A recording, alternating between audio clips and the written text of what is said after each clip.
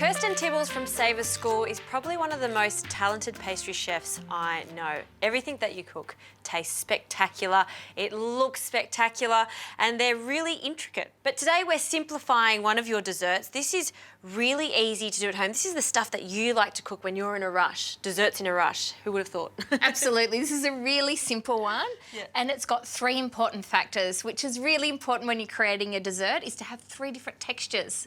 So we've got to have something crunchy, something creamy, and something a little bit firm, and we've got all of that in this dessert, and it's really easy to create. So if you want to start by melting the butter and a few tablespoons of the peanut butter together, and I'm going to get out the Filo pastry. This already sounds like such a fun idea. I can envisage how it's going to taste, because the nuttiness and the crunchiness of this dark peanut butter with crunchy I know, I can pastry. smell it now. It's a shame you can't smell the peanut butter because it's absolutely divine. And around double the amount of peanut butter to butter? Yeah. Okay. And this heat should be on quite low, shouldn't it? Not too hot. Yeah, we're just wanting to melt it and soften it a little bit. And we only require 2 sheets of the Filo pastry to start up. I'm going to cut them in half, actually, Justine, before we start. Yep. Still got your ruler, make everything so perfect. So we've now got 4 sheets. So I'm just going to take the first sheet and we're going to brush it with a layer of peanut butter and the butter. Yum. So just take it right to the corners. So a thick layer, or just sort just of like that, perfect. that? You don't want it too thick because it can actually burn. Right. So just a really, really nice thin layer. Just try not to break that Filo pastry. And we're going to put another sheet directly on top. There we go. Sandwich it together. You know I'm a perfectionist. I like to even up those edges. And we're going to brush again. Great. And how many layers are we doing here? We're going to do 4 layers of pastry, but we don't brush on top of the top layer of pastry. Sure.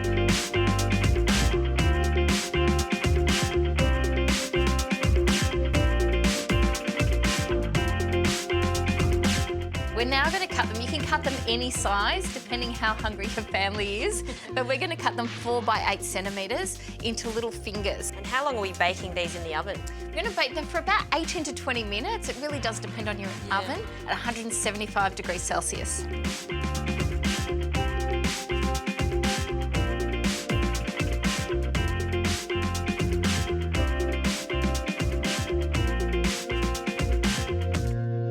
Don't these little Filo stacks look fantastic? They're so delicate and really, really crunchy, aren't they? They are. You can keep them in an airtight container until you use them. And we've baked it with a flat tray on top, just so that they don't kick up too much. So we've got a really nice, thin, crunchy layer. Yep. Now what are you doing? We're going to make a French chantilly cream. So I'm using the Buller whipping cream. Yep. Which whips so much faster than the thickened cream. So I'm going to pour about half the bottle in. Okay, and I've got a vanilla bean here. And chantilly cream, it's a beautiful word, isn't it? Beautiful French word. Yes. But it's the combination of whipping cream with caster sugar and fresh vanilla beans. Look how much we got out of just that one vanilla. I know. So this is really fast whipping cream. So if you're doing this with a mixer, just be aware, don't walk away. Because it's Instantly. Very fast. You can see that's thickening already. So chantilly cream is from the Chantilly region in France. So it's a beautiful, lightly sweetened cream. And we're just whipping enough so that it's going to hold so we can pipe. If you don't want to pipe it, I'm going to give you some alternatives as well. Fabulous. And we really are talking about that jam and peanut butter combination. I had a little taste of one of these before and it tastes so good. You can actually taste that nuttiness of the peanut butter there. How quick was that? Done.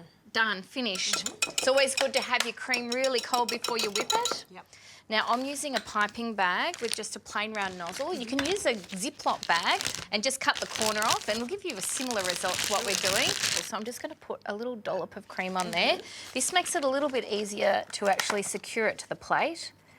You can see the pastry's already flaking there. Just shows how crunchy it is.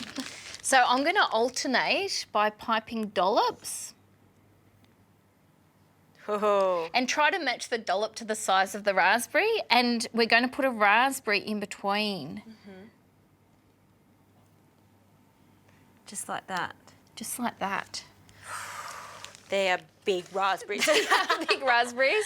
If we need to, we can cut a little bit off the bottom. There you go. And then one more there and one One more more there. there, yep. We'll squeeze it in. Last one.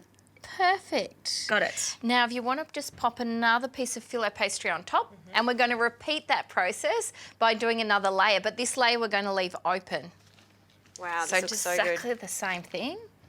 So just a nice big dollop. A really Cream. elegant dessert this is, and it's very easy to do. We're all a little bit time poor, so to create something that tastes beautiful and looks sensational. This looks Is not sensational. difficult. It looks magnificent. Thank you. We're going to tear a few raspberries to put on the side. And more. And a little bit of mint to garnish. Perfect. Just these little inner ones. Yes, the really small ones at the top, just scattered amongst there, just to finish it off as a garnish. That looks so perfect. Don't want to touch it. Actually, I lie. Let's demolish it right now. Let's go. Oh, yes.